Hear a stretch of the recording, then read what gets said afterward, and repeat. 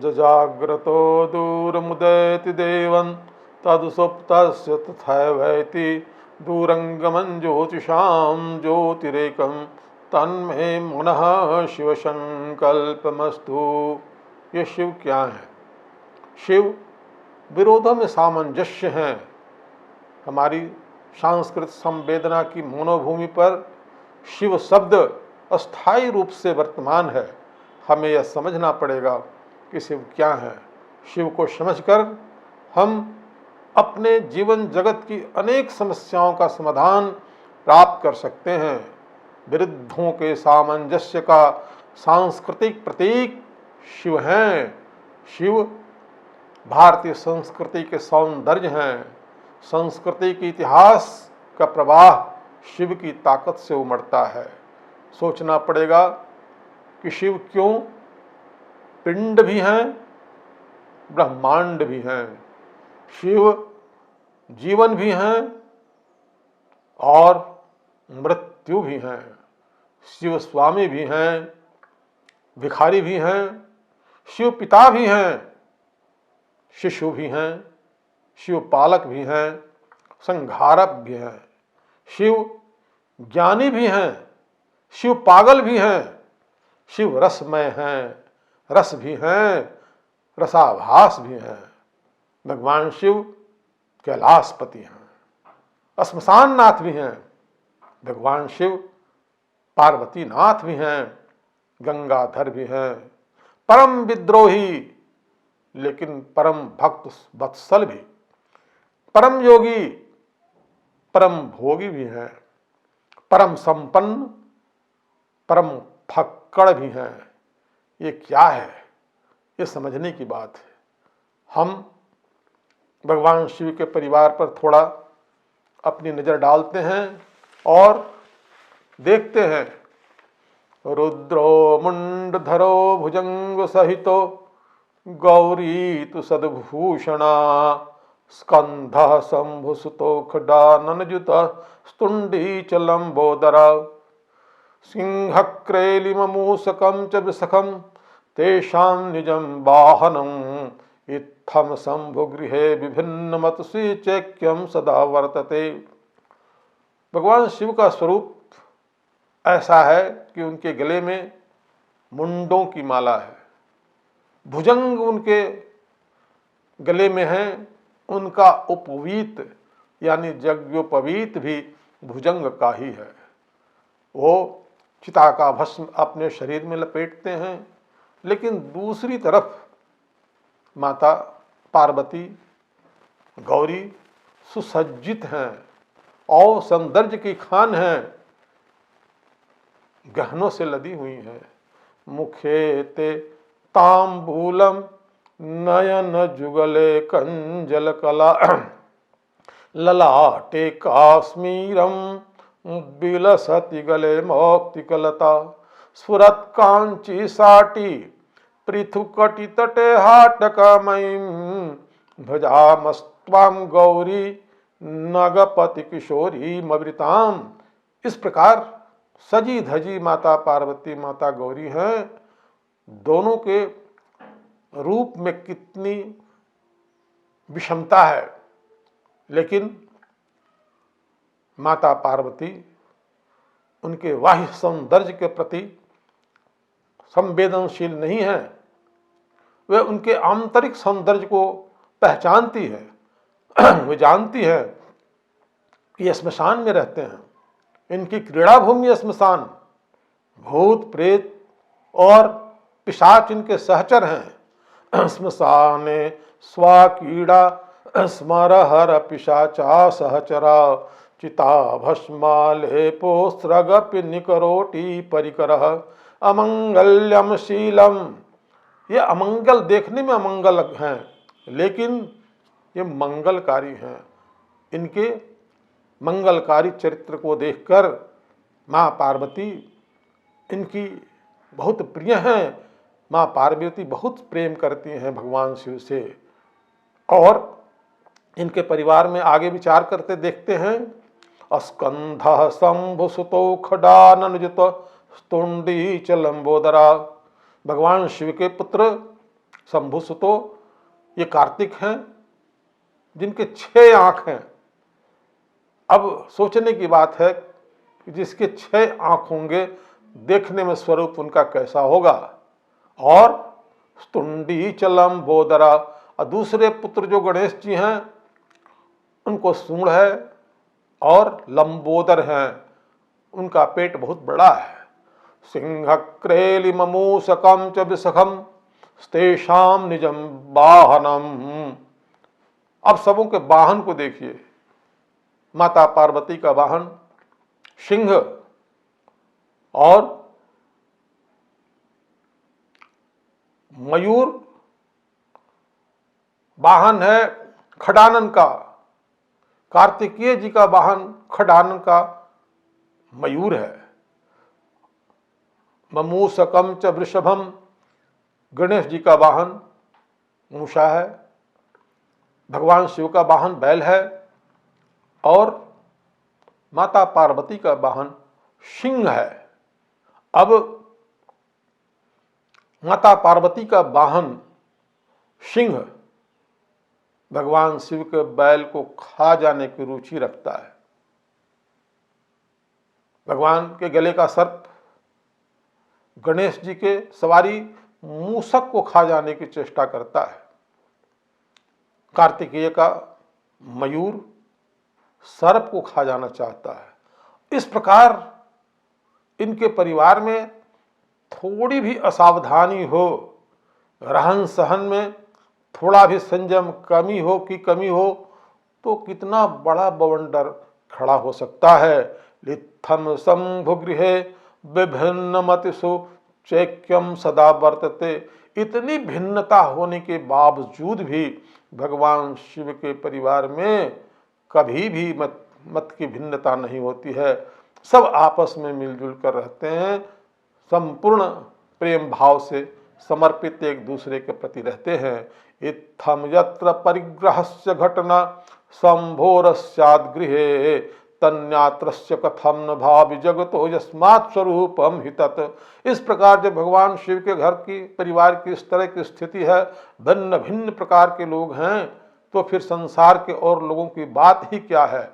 इसीलिए महाकवि तुलसीदास जी ने कहा है, तुलसी यही संसार में भांति भांति के लोग, सबसे हिल मिल चालिए नदी नाव संयोग। आज जब विश्व विविध प्रकार के परस्पर विरोधी विचारों के तुमुल युद्ध में प्रवृत्त है, अशांत है, ऐसी स्थिति में भगवान शिव के परिवार का उदाहरण, उसका अनुकरण बड़ा ही प्रासंगिक प्रतीत होता है। इससे हमें सीख लेनी चाहिए। एकता की थाल में आपस के भेद विभेद का धूप जलाकर उसकी आरती ले लेनी चाहिए। कितना अच्छा होगा वह दिन जब रक्त की नहीं राग की बातें होंगी, आपस में घृणा के नहीं प्रेम के दीप जलाए जाएंगे। खास करके भारतवासियों के लिए, सनातन धर्मावलंबियों के लिए यह उपदेश है, हे भारतवासियों, अब कुछ दिन तक उस आपसी भेद भाव का नाम मत लो जो हजारों वर्षों तक हमारे प्यारे भारतवर्ष को गुलाम बना चुकी है। अब दिल दिमाग और विचारों को करवटें लेने दो, आओ आगे बढ़ो, क्योंकि हमें लूटी हुई लाज का कलंक मिटाना है, अपना खोया हुआ अधिकार वापस लेना है। ये गरीबों की रोटी का सवाल है, भूख से तड़पते मासूम बच्चों की जिंदगी का सवाल है, और सवाल है आजाद हिंदुस्तान की आजाद संतान का। समाज और परिवार का प्रमुख जितना त्यागी होगा, जितना सहिष्णु होगा, जितना शांत होगा, उतना ही परिवार में शांति और बंधु भावना होगी। माता जगदम्बा के लिए हम प्रार्थना करते हैं, माता जगदम्बा से प्रार्थना करते हैं कि हम भारतवासियों के मन में ऐसी बुद्धि प्रदान करें जिससे एकता का पाठ सब हम लोग पढ़ सकें। अब शिव जटा गंग बिलसत भुजंग भ्रिकुटी कराल त्रिनेत्र लाल चढ़े बूढ़े बैल मर कटकी गैल। भगवान शिव की यात्रा होती है श्मशान तक। श्मशान उनका गंतव्य है। उस गंतव्य में जाते हैं। उनके माथे पर जटा में गंगा है, उनके गले में भुजंग है, उनकी भ्रिकुटी कराल है, उनके वाहन बूढ़े बैल हैं, उस पर चले जाते हैं। इस प्रकार के विचित्र प्रकार के उनके उपकरण को देखकर कवि भांति भांति कल्पना करते हैं। उनके कमर में गज चर्म है। अब जब भगवान चलते हैं, भगवान शिव चलते हैं, तो रास्ते में उनके शरीर का भस्म झड़कर गले के सर्प के आंखों में पड़ जाता है। वह सर्प विचलित हो जाता है, उसे दिखाई नहीं पड़ता हो। वह बेचैन होकर के फुफकार मारता है। उसके फूंक से उनके त्रिनेत्र, तीसरे नेत्र, जो अग्नि की ज्योति जिससे निकलती है, उसकी ज्वाला बढ़ जाती है। उसकी ज्वाला जब बढ़ती है तो मस्तक पर के चंद्रमा के आभा मंडल से अमृत की वर्षा होती है। जब अमृत की वर्षा होती है तो उनकी कमर में लिपटा हुआ गज चर्म यत्र तत्र जीवित हो जाता है और हाथी यानी गज जीवित होकर के चिघाड़ करने लगता है। जब वह हाथी चिघाड़ करता है तो बैल भड़क जाता है, वह भागने लगता है, दौड़ने लगता है। उस प्रकार उनकी यात्रा में कितने विघ्न आ जाते हैं, लेकिन भगवान शिव धैर्य का परिचय देते हैं और धैर्य से इस परिस्थिति को अपने अनुकूल बनाते हैं और प्रेम से बैल को पुनः सहलाकर उसकी सवारी करते हैं।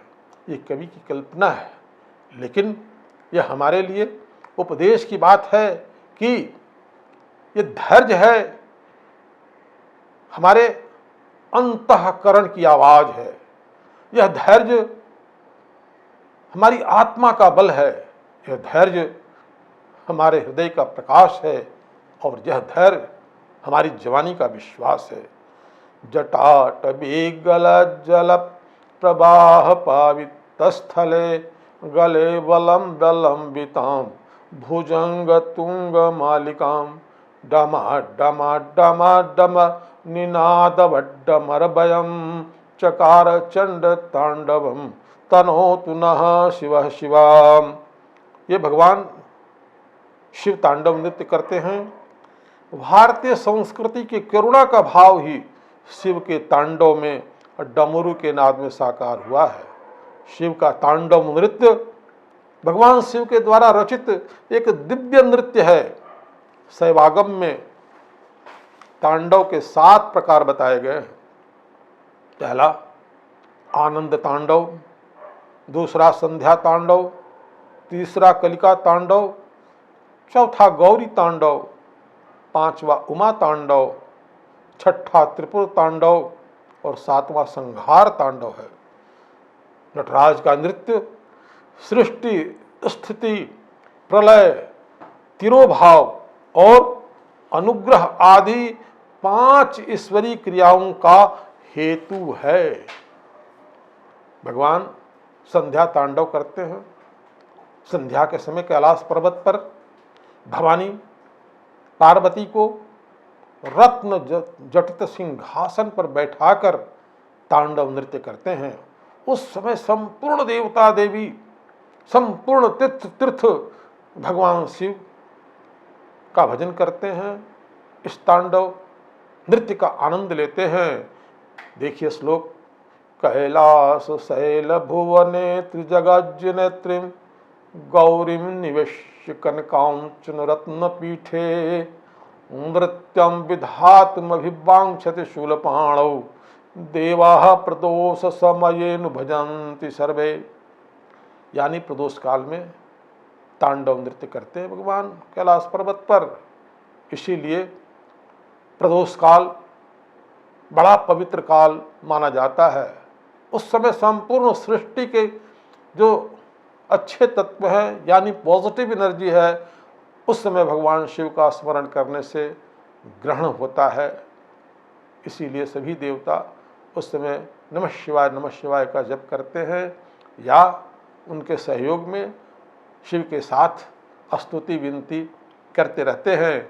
भगवान शिव की प्रसन्नता के लिए जब सभी देवी और देवता प्रसन्न होकर नमः शिवाय का जप करते हैं, तो इस समय अपने कल्याण के लिए, अपने परिवार के कल्याण के लिए, समाज तथा राष्ट्र के कल्याण के लिए प्रदोष काल में दीप जलाकर शिव के प्रति भक्ति भाव से पूजा उपासना स्तुति तथा जप करना परमावश्यक है। शास्त्र तो यहाँ तक कहता है, ये नार्चयन्ति गिरिशं समय प्रदोषे ये नार्चितम शिवमपि प्रणमन्ति चान्ये एतत् कथां श्रुतिपुटर्न पप्यवन्ति मूढ़ा स्ते जन्म जन्मस भवन्ति नरा दरिद्रहा। इस संध्या काल के समय यानी प्रदोष काल में जो भगवान शिव की पूजा नहीं करते, उनकी कथा नहीं सुनते, उनका जप नहीं करते, से जन्म जन्म स भवन्ति नरा दरिद्रहा, वे कई जन्मों तक दरिद्र हो जाते हैं और दरिद्र रहते हैं। अब दरिद्रता का जहाँ तक सवाल है, सिर्फ धन की कमी ही दरिद्रता नहीं है। दरिद्रता के 8 प्रकार शास्त्रों में बताए गए हैं, ध्यान देना पड़ेगा। पहली दरिद्रता अस्वस्थता, दूसरी द्रविण स्वास्थ्य का खराब होना, अच्छा नहीं होना, पुअर हेल्थ, यह दरिद्रता है। दूसरी दरिद्रता द्रविण, द्रव्य का अभाव होना, पैसे की कमी होना, साधनों का अभाव होना। दूसरी दरिद्रता है वस्त्र, अच्छा वस्त्र नहीं होना या स्वभाव से ही गंदे और बुरे वस्त्र को पहनना, यह तीसरी दरिद्रता है। तथैव वाणी, और अच्छी वाणी नहीं बोलना चौथे प्रकार की दरिद्रता है, जिसको अंग्रेजी में पुअर लैंग्वेज कहते हैं। यानी अगर भाषा अच्छी नहीं है तो चाहे कितने भी आप धनवान हो पैसे से, लेकिन समाज में आपको प्रतिष्ठा, इज्जत, प्रेम, स्नेह प्राप्त नहीं होगा। इसलिए वाणी भी चौथी, वाणी की कमी और वाणी में शिष्टता नहीं होना, ये चौथी दरिद्रता है। चौथा, पांचवा परमार्थ, सिर्फ स्वार्थी महान और धनी नहीं हो सकता है। जिसके जीवन में परमार्थ की भावना नहीं है, पर दुख कातर नहीं होता है, दूसरे के दुख से दुखी नहीं होता है, वह भी दरिद्र है। भवनम यानी मकान, घर, दूसरे के घर में रहना, अपने घर का नहीं होना, यह भी दरिद्रता है। परिवार में तत्, व्यवहार परिवार भी नहीं हो, यह भी दरिद्रता है।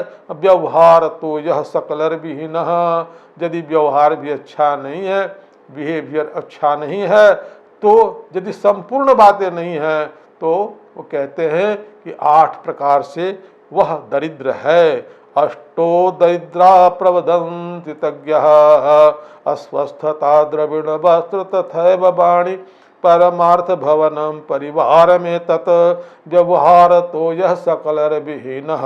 अष्टौ दरिद्रा प्रवदन्ति तज्ञः, ये 8 दरिद्रता भगवान शिव के संध्या काल लिंग पूजन प्रदोष काल में आस्था प्रकट करने वाले की समाप्त हो जाती है। अष्ट दरिद्र विनाशित लिंगम तत प्रणमामि सदा शिवलिंगम, 8 प्रकार की दरिद्रता समाप्त होती है। अब डम डम डम डम निनादवड्डमरभयं चकार चंड तांडवम तनोतु नः शिव शिवम। नटराज के हाथ में डमरू है, डमरू का कटी वर्तमान काल है और दोनों छोर डमरू के भूतकाल और भविष्य काल है।